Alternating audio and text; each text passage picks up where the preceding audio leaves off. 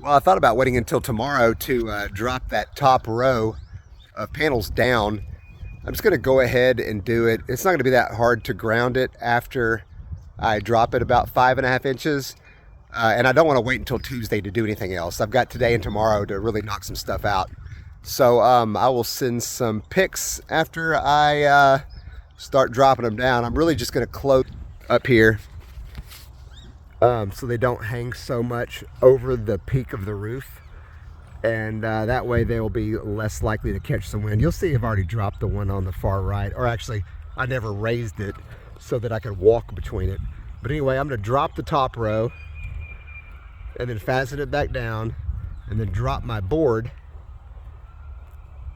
and then drop the middle row, and then I'm going to take my board down to just above the gutter to support the 8 horizontal panels that I'm going to be putting there.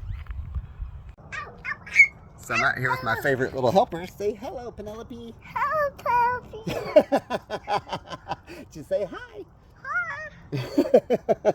All right, well, I was going to move the entire bottom row down a little bit to put space between them so I could get to the back if I ever needed to, but they look so good just right butted up next to each other. I can't find it in my heart to change. This is the current situation here.